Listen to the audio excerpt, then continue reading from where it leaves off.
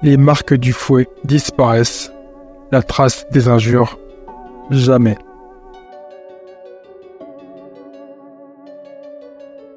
Lorsque l'on parle de la traite des esclaves, dans l'imaginaire collectif, on pense très souvent à la traite transatlantique, où des millions d'Africains ont été enchaînés, transportés et vendus comme esclaves aux Amériques. Mais il y a un autre volet de l'histoire de l'esclavage qui reste souvent méconnu. La traite arabo-musulmane. Cette traite, qui s'étend du 7e siècle jusqu'au début du 20e siècle, a profondément marqué l'histoire de l'Afrique et a laissé des traces durables sur les populations.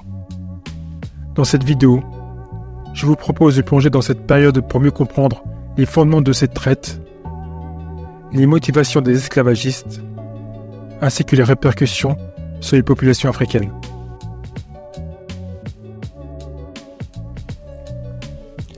Bonjour et bienvenue sur cette nouvelle vidéo du Profil Noir.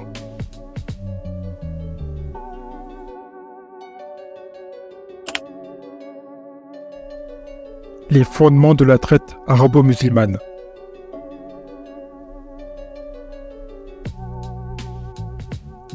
La traite arabo-musulmane prend racine dans l'expansion rapide de l'islam à partir du 7e siècle. Alors que le prophète Mohammed prêchait une religion nouvelle qui allait rapidement s'étendre à travers le Moyen-Orient, l'Afrique du Nord et plus haut encore. Les relations entre les communautés musulmanes et non musulmanes ont évolué. L'islam, comme de nombreuses autres religions et sociétés de l'époque, ne condamne pas l'esclavage, mais établit plutôt un cadre moral et juridique pour sa pratique. Le Coran et les hadiths, les paroles et actions du prophète Mohammed, contiennent des directives sur le traitement des esclaves, insistant sur la bonté et la justice envers eux, tout en permettant leur possession. Les esclaves pouvaient être acquis par le biais de la guerre, par achat ou encore par naissance dans une condition servile. L'islam autorisait également l'affranchissement des esclaves, considéré comme une bonne action.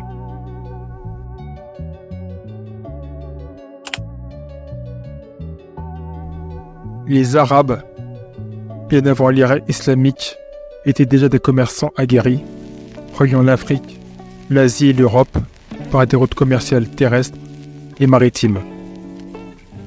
Avec l'arrivée de l'islam, ces routes se sont étendues et consolidées, facilitant le commerce d'une multitude de biens, y compris des esclaves. Les routes transaériennes, reliant les empires africains tels que le Ghana, le Mali et le Songhai au marché nord-africain, ont joué un rôle central dans le transfert des captifs africains vers le marché arabo-musulman. Sur la côte est de l'Afrique, la traite s'étendait jusqu'aux villes portuaires telles que Zanzibar, Mombasa, Kilwa, où les esclaves étaient transportés vers le Moyen-Orient, l'Inde et même la Chine. L'économie de nombreux empires arabo-musulmans reposait sur l'esclavage, non seulement pour la production agricole et minière, mais aussi pour l'administration et l'armée. Les esclaves africains, en particulier ceux issus des régions subsahariennes, étaient souvent perçus comme des travailleurs robustes, capables de supporter des conditions difficiles. Cette perception a alimenté une demande constante de main-d'œuvre esclave. Les motivations des esclavagistes.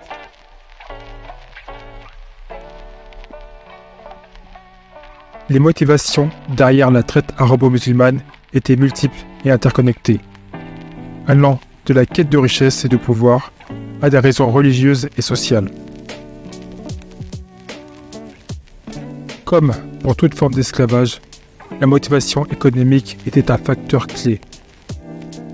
Les marchands et chefs de guerre arabo-musulmans, mais aussi leurs homologues africains, voyaient dans le commerce des esclaves une source de revenus substantielle.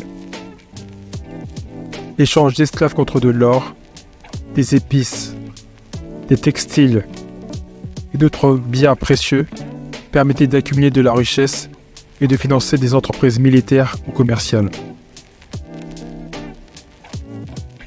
l'islam encourage la propagation de la foi.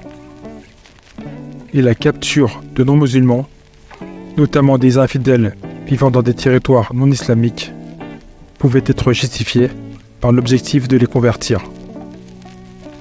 Les esclaves capturés étaient souvent convertis à l'islam, volontairement ou sous contrainte, et devenaient ainsi intégrés dans la société musulmane, même si cela signifiait une perte de leur identité d'origine.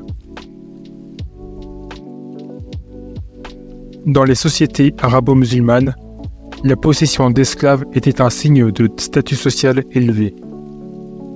Les riches familles et les élites utilisaient des esclaves pour souligner leur position et leur pouvoir. Les esclaves servaient non seulement dans les tâches domestiques, mais étaient aussi souvent employés comme soldats, notamment les mamelouks, ou comme eunuques dans les harems royaux. Leur présence témoignait du prestige de leur maître.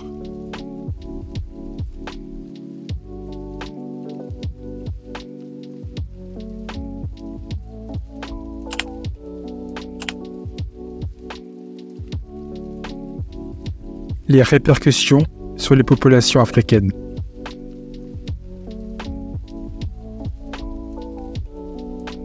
Les conséquences de la traite arabo-musulmane sur les populations africaines ont été profondes et durables, affectant divers aspects de la vie sociale, économique et culturelle.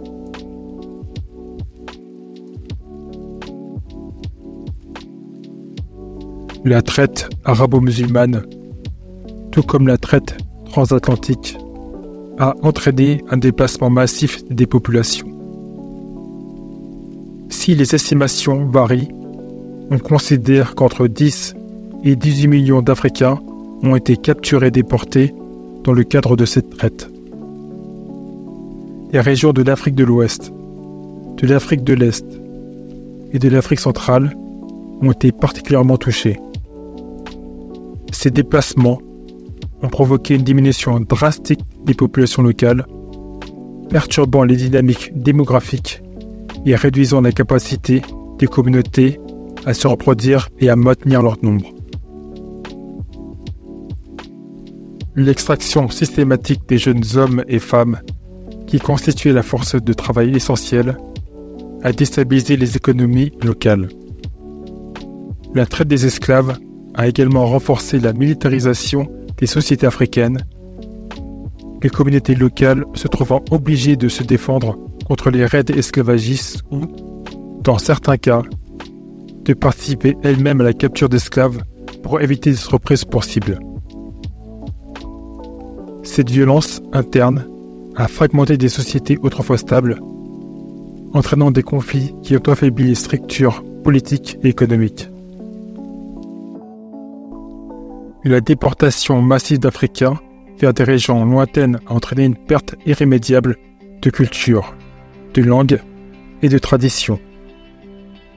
Les esclaves africains emmenés dans les territoires arabo-musulmans étaient souvent convertis à l'islam et intégrés dans des cultures étrangères, ce qui a entraîné une assimilation forcée et l'extinction de leur patrimoine culturel. Cette traite a également contribué à l'islamisation de nombreuses régions d'Afrique, où l'influence de la culture et de la religion arabo-musulmane est encore perceptible aujourd'hui. Les horreurs de la traite, y compris les violences physiques, la séparation des familles et l'humiliation constante, ont laissé des traces psychologiques profondes sur les esclaves et leurs descendants. Les mémoires de ces souffrances ont été transmises de génération en génération, créant un héritage de douleur et de ressentiment qui perdure encore aujourd'hui. Ce traumatisme collectif a également contribué à des tensions entre les communautés africaines et les descendants des esclavagistes arabo-musulmans, compliquant ainsi les relations contemporaines. Les comparaisons avec la traite transatlantique.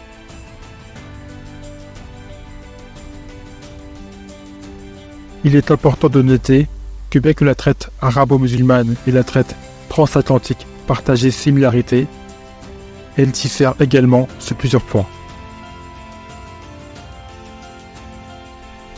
La traite arabo-musulmane s'étend sur une période beaucoup plus longue que la traite transatlantique.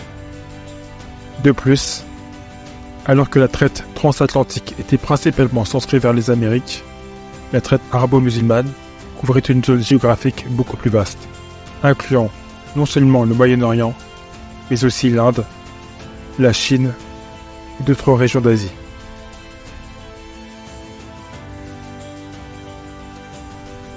Dans la traite arabo-musulmane, les esclaves étaient souvent intégrés dans la société musulmane. Bien que leur statut social reste inférieur, ils pouvaient parfois obtenir des positions importantes, comme dans le cas des esclaves soldats. À l'inverse, la traite transatlantique était caractérisée par une ségrégation raciale stricte, où les esclaves africains étaient considérés comme inférieurs en raison de leur couleur de peau. Les répercussions de la traite arabo-musulmane sur l'Afrique sont moins connues en Occident, mais elles sont tout aussi profondes que celles de la traite transatlantique. Les deux systèmes ont contribué à la dépopulation de l'Afrique, à la désorganisation de ses sociétés et à l'affaiblissement de ses structures politiques et économiques, préparant le terrain pour la colonisation européenne au XIXe siècle. La traite arabo-musulmane constitue un chapitre sombre et complexe de l'histoire africaine, et souvent éclipsé par l'attention portée à la traite transatlantique. Pourtant, elle a laissé une empreinte indélébile sur les populations africaines, affectant leur démographie, leur économie, leur culture et leur psychologie collective. Comprendre cette histoire, c'est aussi reconnaître les souffrances endurées par des millions d'Africains et prendre conscience des dynamiques historiques qui ont façonné les relations entre l'Afrique et le monde arabo-musulman. Aujourd'hui, cette reconnaissance est essentielle pour promouvoir un dialogue constructif entre les peuples et pour assurer que les leçons de l'histoire ne soient pas oubliées.